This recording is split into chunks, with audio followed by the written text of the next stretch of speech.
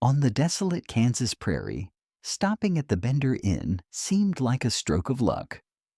A hot meal and a warm fire were rare luxuries, but the guests didn't know they were sitting in a chair positioned directly over a trapdoor. Behind the canvas curtain, a hammer was waiting, and beneath the floorboards lay a stone pit filled with the dark remains of previous travelers. You weren't a guest at their table, you were prey. This is the true story of the Bloody Benders. To understand how a family could operate a human slaughterhouse for 2 years without raising a single eyebrow, we have to look away from the blood-stained floorboards and look at the horizon. The Kansas of the 1870s wasn't just a state, it was a void. The Osage Trail, where the Benders set up their deadly shop, was a desolate vein pumping life and death through the American West. It was a place where the rules of civilization hadn't quite taken root. The grass grew tall enough to hide a horse, and the silence was loud enough to swallow a scream. Labette County was technically on the map, but in reality, it was a lawless zone where the social contract had dissolved into survival of the fittest. In this era, men were transient by nature. They were Civil War veterans trying to forget the smell of gunpowder. They were drifters chasing the phantom promise of gold or land. They were people who had severed ties with their pasts to invent new futures. If a traveler on the Osage Trail stopped writing letters home, his family back east didn't panic. They didn't call the sheriff, because often there was no sheriff to call. They simply assumed he had moved on, found a new wife, or perhaps died of dysentery or exposure. Disappearance was a natural part of the frontier life cycle. This anonymity was the Benders' greatest asset. They weren't killing prominent politicians or local landowners whose absence would be noted at Sunday church. They were harvesting the invisible. They targeted the men with heavy pockets and light connections. In a sociological sense, the Benders were apex predators who had found the perfect hunting ground, a place where the prey was migratory and the law was non-existent. Furthermore, the infrastructure of justice was laughably thin. To report a crime meant writing for days. Investigations were rare. Vigilantism was common, but disorganized. A gruesome discovery might be attributed to bandits or hostile natives, convenient boogeymen that stopped people from looking too closely at the quiet German family running the grocery store. Think about the psychology of the traveler in this environment. After weeks in the saddle, sleeping on hard ground, constantly scanning the horizon for threats, the sight of a wooden cabin with smoke curling from the chimney triggers a biological release. The adrenaline fades. The guard comes down. The Bender Inn offered tobacco, whiskey, and canned sardines. Simple comforts that felt like luxury. The Benders didn't just break the law. They weaponized the essential trust required to survive the wild. They set up a beacon of hospitality in a sea of hostility, knowing that the weary traveler would walk right into the spider's web, grateful for the shade. But if the Kansas prairie was the perfect stage for a disappearance, the Bender family were the perfect actors to direct the play.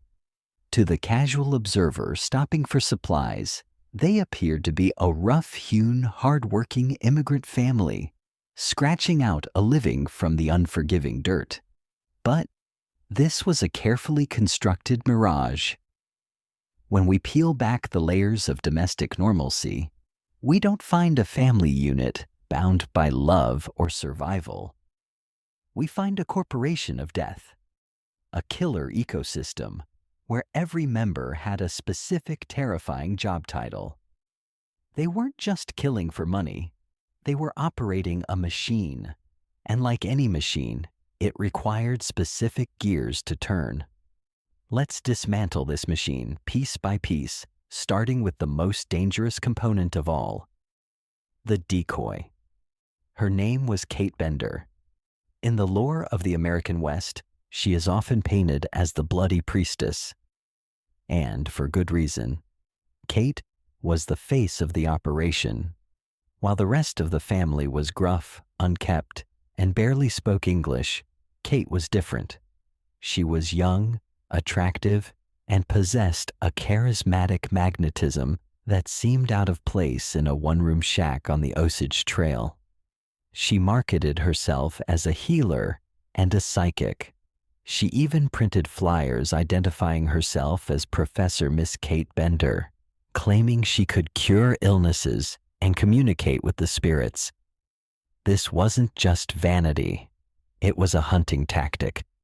In a land comprised almost entirely of lonely, superstitious men starving for female attention, Kate was the ultimate lure.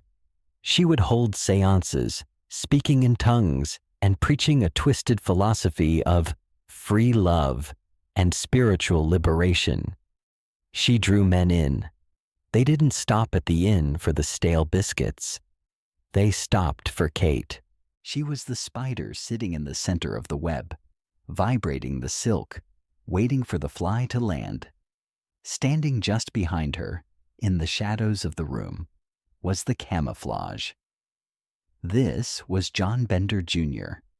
To the travelers, John Jr. was a figure of pity or amusement. He was known for his high-pitched, inappropriate giggle and his habit of staring vacantly into space. He played the role of the village idiot, the harmless half-wit who couldn't possibly be a threat. But this performance was perhaps the most sinister element of the entire dynamic. By acting the fool, John Jr. disarmed the victims. Who guards their back against a giggling simpleton? It lowered the testosterone in the room. It made the travelers feel superior, safe, and relaxed. But the reality was far darker. Modern profiling suggests that John Jr. wasn't stupid. He was a sociopath hiding in plain sight. There were also dark whispers among the neighbors, rumors that John and Kate weren't actually brother and sister, but husband and wife, or perhaps something even more taboo. They were often seen walking together, sharing intimacies that made the locals uncomfortable. This incestuous undercurrent bound them together in a pact of shared depravity. They were a two-person cult, fueling each other's darkest impulses. If Kate and John Jr. were the front of the house, the parents were the cold, brutal infrastructure that held it up. The matriarch, known simply as Ma Bender, was the engine of the operation. She was described by those who saw her as a heavy, sour-faced woman with a thick German accent so impenetrable it sounded like growling. She was so unfriendly that she was nicknamed the She-Devil by neighbors long before the bodies were found. But her role was vital. She ran the kitchen. She controlled the environment. She ensured that the table was set, the curtain was drawn, and the stage was prepped. She was the logistics manager of the slaughterhouse, possessing a physical strength that belied her age.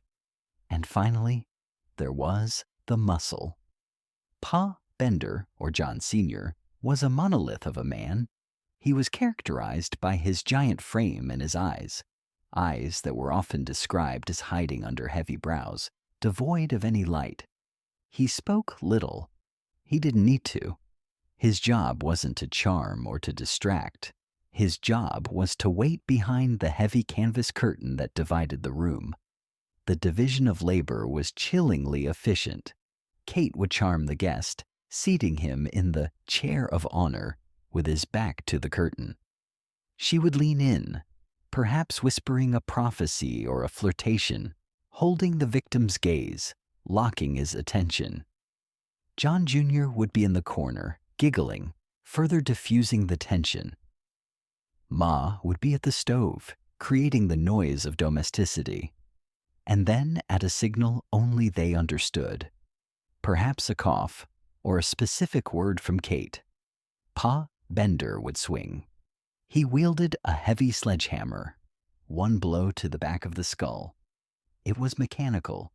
It was instant. The guest would slump forward, and the machine would spring into action.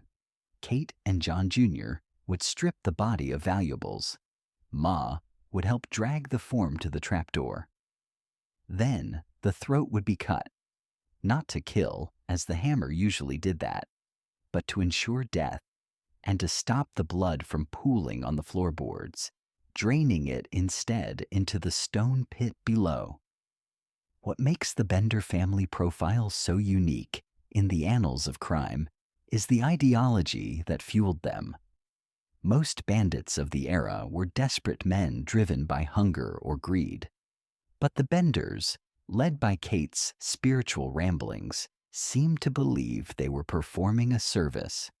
Kate often preached that death was a liberation, a release of the spirit from the confines of the flesh. There's a terrifying possibility that they didn't view themselves as murderers, but as harvesters. They viewed their victims not as human beings with families and futures, but as cattle to be processed. Their souls released to the ether, their cash released to the Bender savings jar. This wasn't a crime of passion. It wasn't a robbery gone wrong. It was a lifestyle. For 2 years, this family sat around their dinner table, eating their meals just inches above a rotting pile of corpses, breathing in the scent of decay, and smiling at each other. They had normalized the unthinkable. To the Bender family, the groan of a dying man was just as natural as the howling of the wind on the prairie.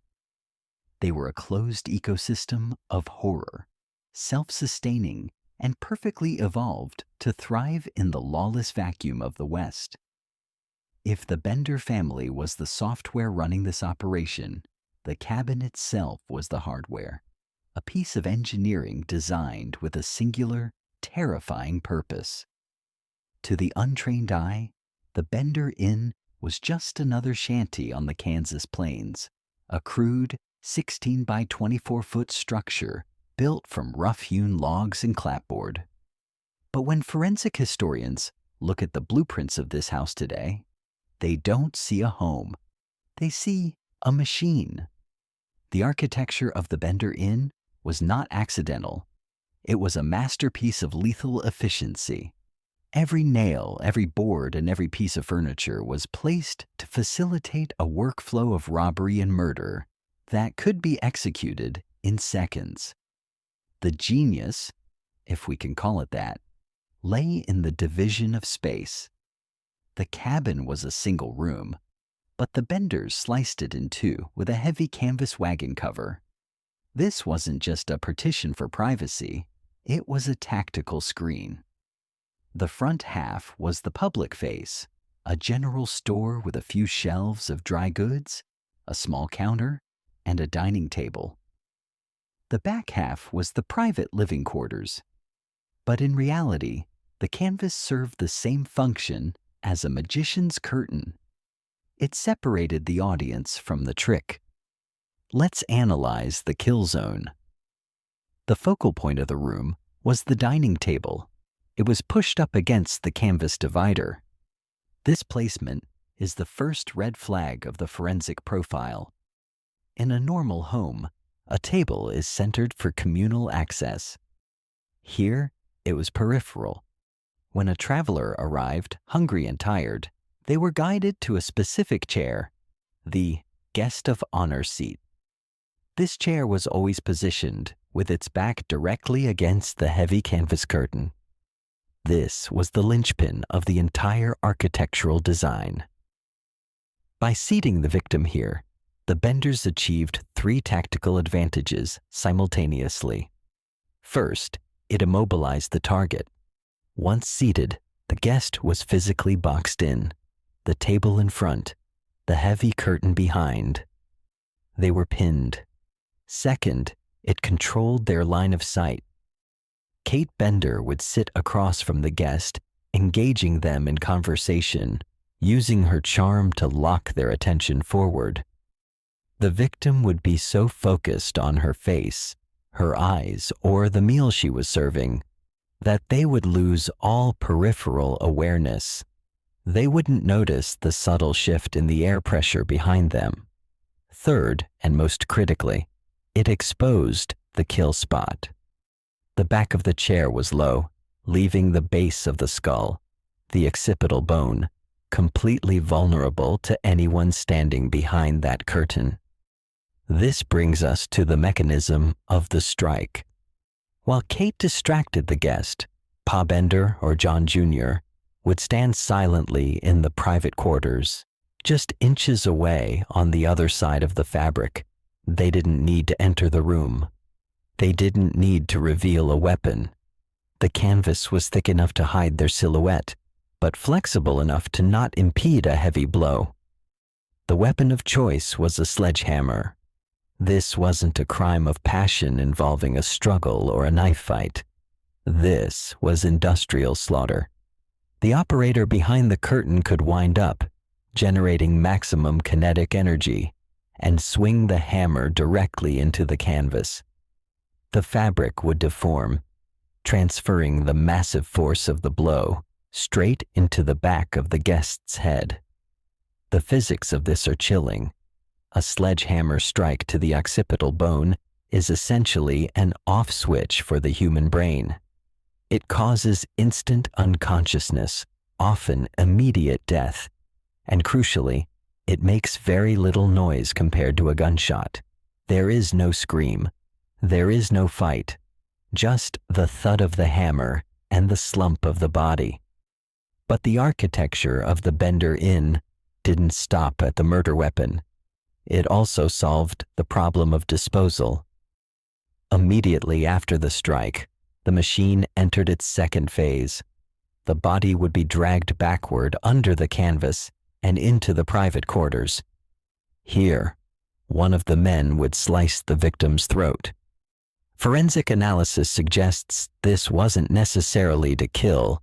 The hammer had likely already done that. But to drain the blood.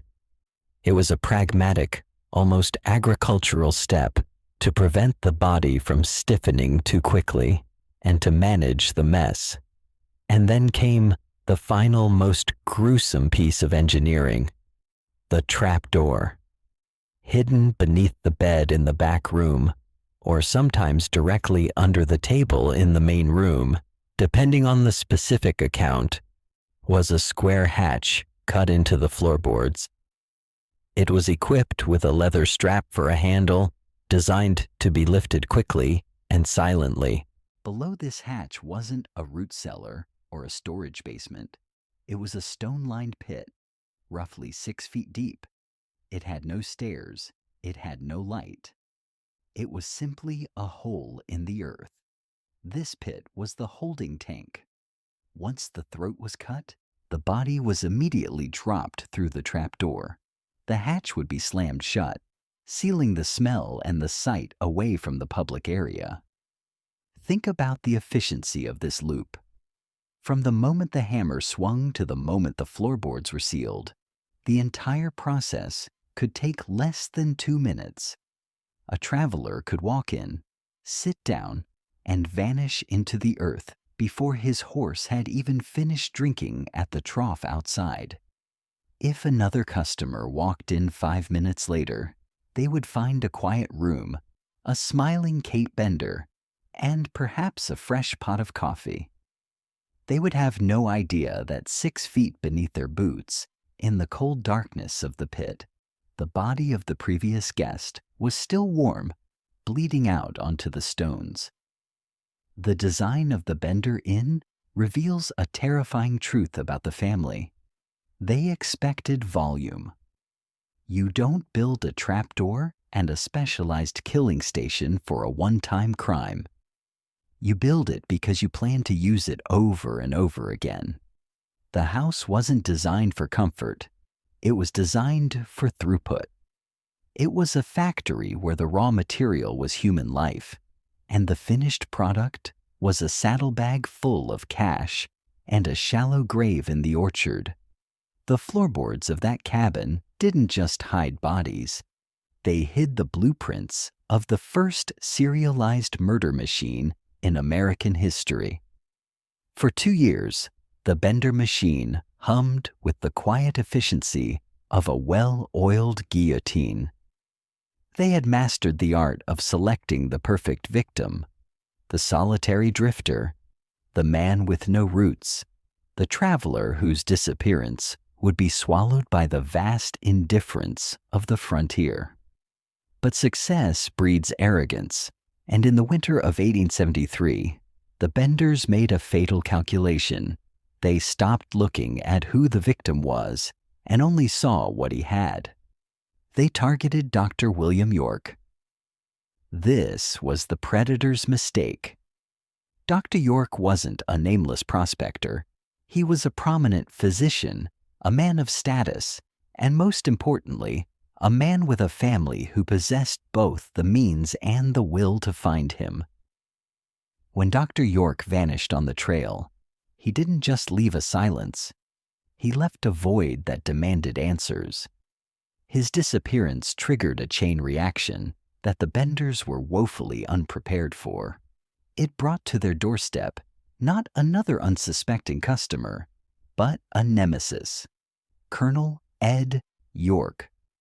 The colonel was Dr. York's brother, and he was everything the typical Bender victim was not. He was a war hero, a man of authority, and he didn't come alone. He arrived at the Bender Inn with a posse of armed men, fueled by a fraternal desperate need for the truth. This moment, the confrontation between Colonel York and the Bender family, is the psychological pivot point of the entire saga.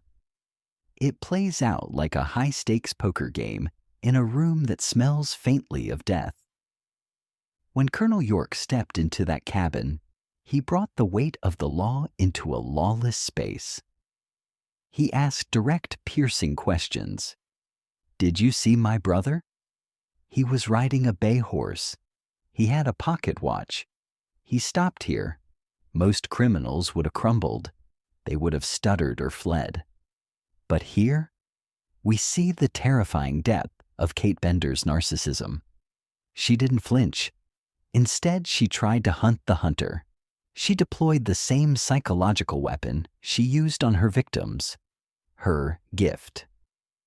Kate looked the colonel in the eye, a man who had seen the horrors of the Civil War, and she tried to manipulate him with a ghost story.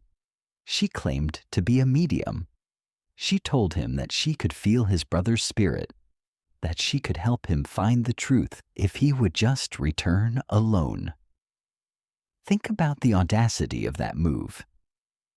She was inviting the brother of the man she had just butchered to come back for a private session, presumably to sit in the very same chair where his brother's skull had been crushed. It was a gamble of breathtaking cruelty. She was betting that his grief would make him gullible. She was betting that her charm was stronger than his suspicion. And for a moment, it almost worked. The colonel was desperate. The promise of supernatural aid in an era where spiritualism was a potent belief was a powerful lure. Kate played the role of the sympathetic mystic perfectly, weaving a web of false hope to distract him from the reality of the situation. But the killer ecosystem had a glitch. While Kate was the smooth operator, Ma Bender was the volatile variable. During the questioning, Ma Bender's mask slipped. Perhaps she felt the pressure of the colonel's gaze, or perhaps she just hated the intrusion. She reportedly flew into a rage, screaming at the colonel in broken English, claiming he was harassing a poor, innocent family. She even threatened him with knives. This outburst was the crack in the facade. To a seasoned soldier like York, Ma's reaction wasn't the fear of an innocent woman. It was the defensive aggression of a guilty one. It was out of place. It was too loud, too violent, too fast. Kate tried to smooth it over, apologizing for her mother's temper, blaming it on the stress of the frontier life. She urged the colonel to return later, alone, for the séance. Colonel York left the inn that day, but he didn't leave satisfied. He left with a gnawing instinct in his gut. The psychic had offered him hope, but the matriarch had shown him hatred. The dissonance between Kate's seduction and Ma's violence created a friction in his mind. He didn't ride away thinking they were innocent. He rode away thinking they were hiding something. The Benders had survived by being invisible, by engaging with Colonel York, by trying to outsmart him instead of simply playing dumb. They had made themselves visible. Kate's arrogance, her belief that she could control the narrative even against a man like the colonel, was the catalyst for their downfall. She thought she was spinning a new web, but in reality, she was tightening the noose around her own neck. The clock had started ticking, and the silence beneath the floorboards was about to be broken. The silence that hung over the Bender property when Colonel York returned was not the peaceful silence of the prairie. It was the heavy, suffocating silence of a graveyard. The wind whistled through the chinks in the logs, but there was no smoke rising from the chimney. No dog barked. The only sound was the distressed lowing of cattle in the distance, animals that hadn't been fed or watered in days. This was the first sign that the game was over. The predators had fled. York and his men dismounted, their boots crunching on the dry earth. Hands hovered over holsters, not because they expected a fight, but because the atmosphere of the place triggered a primal instinct to defend oneself. They approached the cabin with a mixture of determination and dread. The front door was unlocked. It swung open with a groan, revealing the dim interior of the general store. Inside, it was a snapshot of interrupted life. There were cans on the shelves. There was a coffee pot on the stove, cold and stale.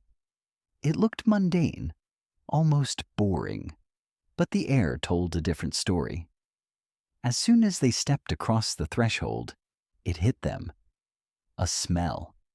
It wasn't just the smell of unwashed bodies or stale tobacco, which was common in frontier cabins. It was something sweeter, thicker, and infinitely more repulsive. It was the scent of copper and rot, faint at first, but growing stronger with every step they took toward the back of the room. The men moved past the counter, past the guest of honor chair, and pushed aside the heavy canvas wagon cover that divided the house. In the back room, the private sanctuary of the Bender women, the smell became a physical wall. It assaulted the senses, causing seasoned frontiersmen to gag and cover their faces with bandanas. The source wasn't immediately visible. The beds were made. The floor looked swept. But the odor was rising from beneath their feet, seeping up through the very wood they stood on. Colonel York's eyes scanned the floorboards. In the dim light filtering through the dirty windows, he saw it. A rectangular outline in the wood, right near the bed. A trapdoor. It had been nailed shut. The Benders, in their haste to escape, had taken the time to seal their secrets. This wasn't just a door. It was a lid on a jar of horrors. "Pry it up," York ordered. His voice was tight, barely a whisper. Two men stepped forward with crowbars. They jammed the metal claws into the seams of the wood. The nails shrieked as they were pulled from the timber, a high-pitched scream that seemed to echo the violence that had happened in this room. The wood splintered. The men grunted with effort, heaving the heavy oak door upward. The moment the seal was broken, the smell didn't just leak out, it exploded. It was a noxious cloud of decay that filled the small cabin instantly. It was the smell of old death, of blood that had turned black and sour in the dark. Several men rushed out of the cabin, retching onto the prairie grass. York stood his ground, though his face was pale, and he shone a lantern into the abyss that had just been opened. They expected to see bodies. They expected to see the white face of Dr. York staring back up at them. But what they saw was, in some ways, even more terrifying. The pit was empty of corpses. The Benders had moved them, but the pit was not empty. The light of the lantern danced over a nightmare landscape 6 feet down. The floor of the pit was stone, but you couldn't see the stone. The bottom was coated in a thick sludge-like substance. It was blood. Gallons of it. This wasn't the result of a single murder. This was a geological layer of violence. The blood at the bottom had congealed into a hard, black crust, inches thick. On top of that lay fresher, stickier layers, still wet, glistening like oil in the lantern light. It was a reservoir, a septic tank for human life. The forensic implication of that sight hit Colonel York like a physical blow. A human body contains only a certain amount of blood. To create a pool of this magnitude, to saturate the earth so deeply that the mud itself had turned into a red clay, required repetition. It required volume. They weren't looking at a crime scene. They were looking at a slaughterhouse drain.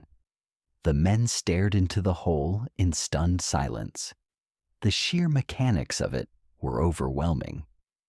They realized that every time a guest had vanished, they had actually just dropped 6 feet.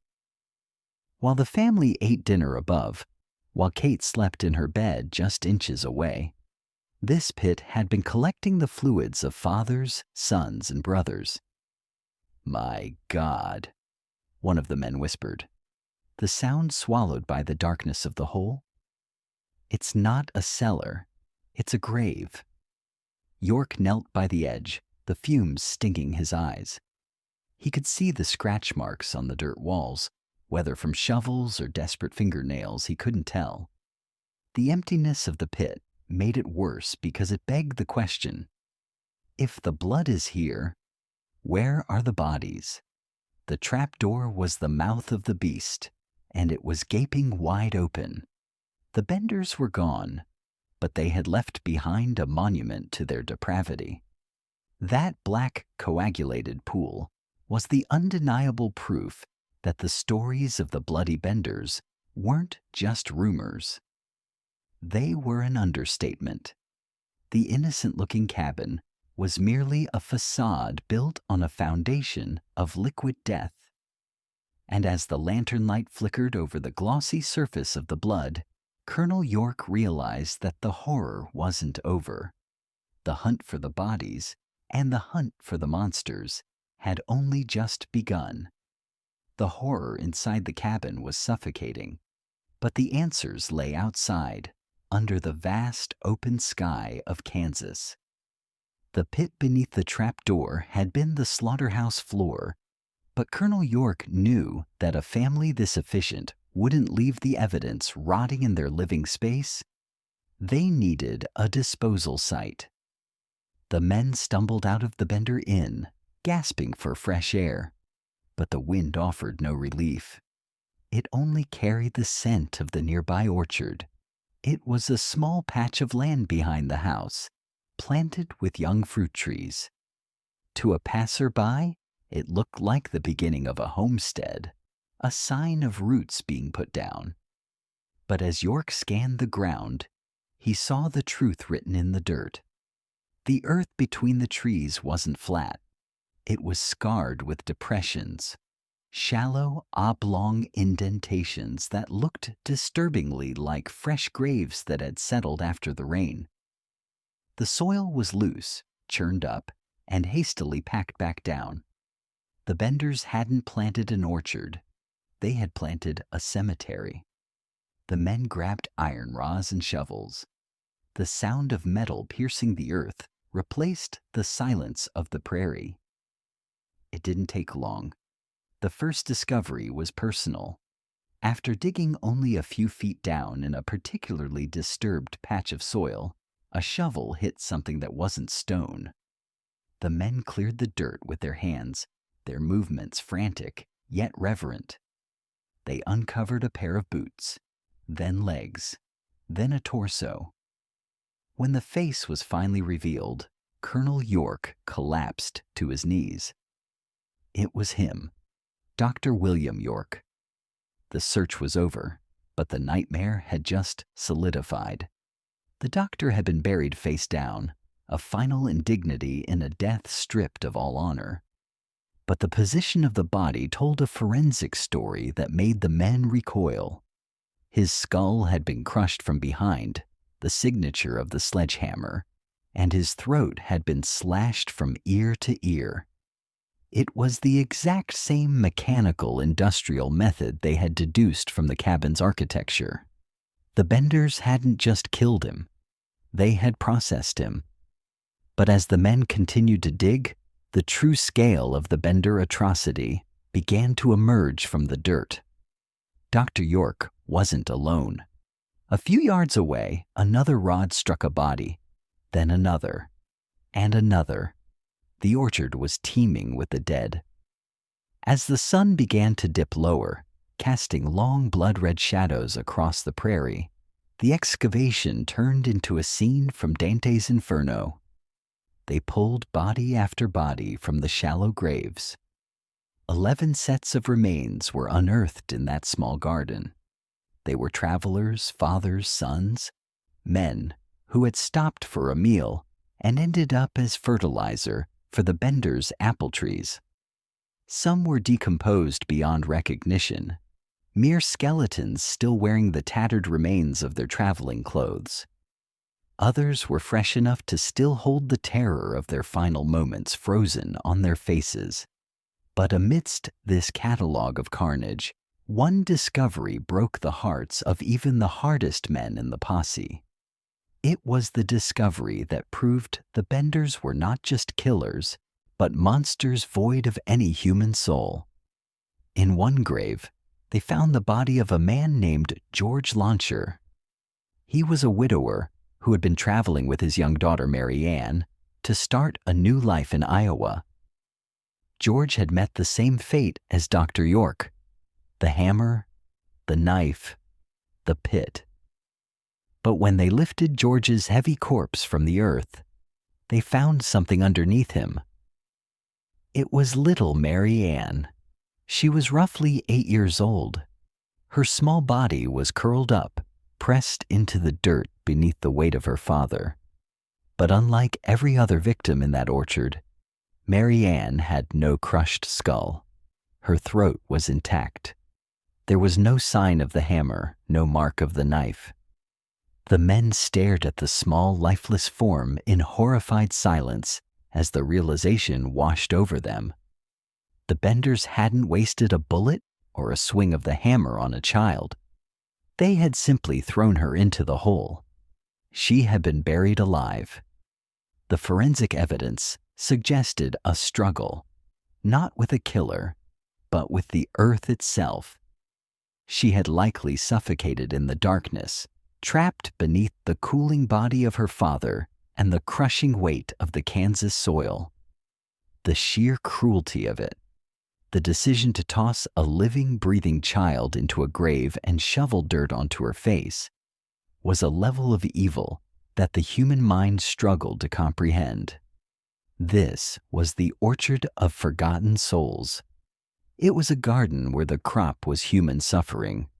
As the bodies were laid out in a grim row on the prairie grass, the men stood in silence, hats in hands. The Benders had killed for greed.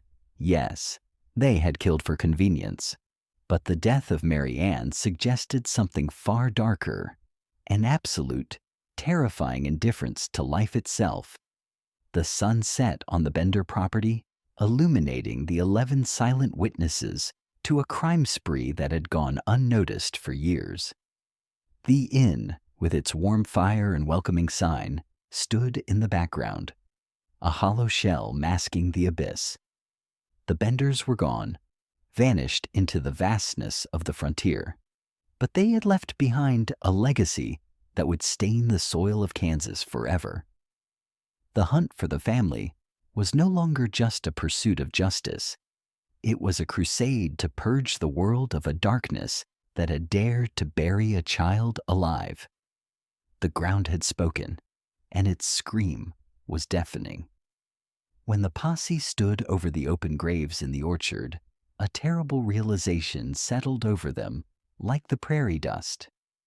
They had the bodies. They had the murder weapon. They had the location. But they didn't have the killers. The Bender family had committed the perfect crime, not in the execution, but in the exit. The timeline suggests a chilling level of foresight. While Colonel York was riding back to gather his men, the Benders weren't packing sentimental keepsakes. They were packing survival gear. They understood the physics of the frontier better than the law did. Speed and distance were the only things that mattered. Investigators later found their wagon abandoned just outside the city limits of Thayer, 12 miles north of the inn. The horses were nearly ridden to death. This was a calculated misdirection. By ditching the wagon, they shed the most identifiable piece of evidence they owned. They then split up, dissolving into the chaotic stream of humanity that flowed through the West. Tickets purchased at the train station in Thayer tell us they bought passage to Humboldt. From there, the trail splinters into a frustrating web of hearsay and dead ends. Some reports placed them on a train to Texas, heading into the outlaw corridor, where questions were rarely asked and names were easily changed. Others suggested they fled into Indian Territory, a jurisdiction where U.S. Marshals had no authority. This is where the frontier shadow swallowed them whole. In 1873, there were no mugshots wired to police stations. There were no fingerprints. Identification was based entirely on descriptions, and the Benders were masters of disguise. Kate, the charismatic medium, could easily transform into a pious schoolteacher or a grieving widow. John Jr., the village idiot, could suddenly become a sharp-tongued cowboy. The legal system of the 19th century was simply not equipped to chase ghosts across state lines. A sheriff in Kansas had no power in Texas. Communication moved at the speed of a telegraph, but a fugitive moved at the speed of a steam engine. The Benders exploited the very vastness of the American landscape that they had used to lure their victims. They turned the emptiness of the West into their ultimate shield. They didn't just run, they evaporated. And as the weeks turned into months, the trail didn't just go cold, it froze. The greatest mass murderers in American history had simply walked off the map. The human mind craves closure. We need the final chapter where the villain hangs and the hero rides into the sunset. But the story of the Bloody Benders denies us that satisfaction. And in that void, two competing mythologies have emerged. The first is the theory of vigilante justice. This is the version of history that lets us sleep at night. It suggests that Colonel York and his men didn't actually lose the trail. The theory posits that they caught the Benders just a few days after the bodies were found, perhaps near the Verdigris River. In this narrative, there was no trial, no judge, and no jury. There was only a rope and a tree. Proponents of this theory point to the strange silence of the posse members in the years that followed. Several of the men involved in the search reportedly smiled when asked about the Benders, offering cryptic comments like, they won't be bothering anyone ever again. It is entirely plausible that these hardened frontiersmen, having seen the body of little Mary Ann in that pit, decided that the law was too slow for monsters of this caliber. They may have executed the family and sworn a blood oath of silence to avoid prosecution. It is a comforting thought that the devil's architect, Ma Bender, and the priestess Kate met a violent, terrified end at the hands of righteous men. But history is rarely that neat. The second reality is far more disturbing: the legend of the ghost. For the next 50 years, the Benders became the boogeymen of the American West. Every time a woman with a German accent acted strangely, she was accused of being Ma Bender. Every time a charismatic young woman moved into a town, whispers began that she was Kate. This paranoia reached a fever pitch in 1889, nearly 20 years after the crimes, when two women in Detroit were arrested and accused of being Ma and Kate. They were interrogated, harassed, and nearly lynched by a mob hungry for vengeance. It turned out to be a case of mistaken identity, but it proved that the trauma the Benders inflicted had scarred the national psyche. The Benders were reported in Colorado, in Mexico, in San Francisco. They became omnipresent, a shadow in every doorway. And this, perhaps, is the truest form of their escape. Whether they died at the end of a vigilante's rope or lived out their days as respectable shopkeepers in Texas, they achieved a dark form of immortality. They are still out there in the collective memory, forever young, forever dangerous, and forever unpunished. The vigilantes may have wanted them dead, but the legends ensured they would never die. The Bender cabin doesn't stand on the Kansas prairie anymore. It wasn't destroyed by a storm or burned down by a vengeful sheriff. It was devoured by the public. In the weeks following the discovery of the bodies, souvenir hunters descended on the property like locusts. They ripped away the blood-stained floorboards. They took the stones from the pit. They carried off pieces of the guest of honor chair. It was a grotesque display that proved a chilling truth. We are terrified of monsters, but we are also obsessed with them. This fascination stems from the sheer incomprehensibility of the Bender family. Psychologists call it folie à famille, a shared psychosis where madness isn't an individual flaw, but a family value. In that small, isolated cabin, the Benders created a vacuum where the laws of morality didn't apply. They fed off each other's darkness. Pa's strength enabled Kate's manipulation. Ma's ruthlessness protected John Jr.'s depravity. They proved that evil isn't always a solitary predator lurking in the shadows. Sometimes it is a domestic unit. It sits at a dinner table, says Grace, and works together to dig the graves. Today, the site of the Bender Inn is just an empty field. The grass has grown over the orchard where little Mary Ann was buried. The wind blows through the silence, just as it did in 1873. But the legacy of the bloody Benders remains. It serves as a permanent scar on the history of the American frontier, a reminder that the most dangerous traps are often the ones that look the most inviting. We like to believe that we can spot a monster. We look for the wild eyes, the trembling hands, the signs of madness. But the Benders taught us that true monsters can smile. They can offer you a hot meal. They can look like a family just trying to survive. And that is the hardest lesson of the Osage Trail. Sometimes, the scariest thing in the world isn't the darkness outside. It's the hospitality inside. Thank you for walking this dark trail with me. The prairie keeps its secrets, but now you know one of them.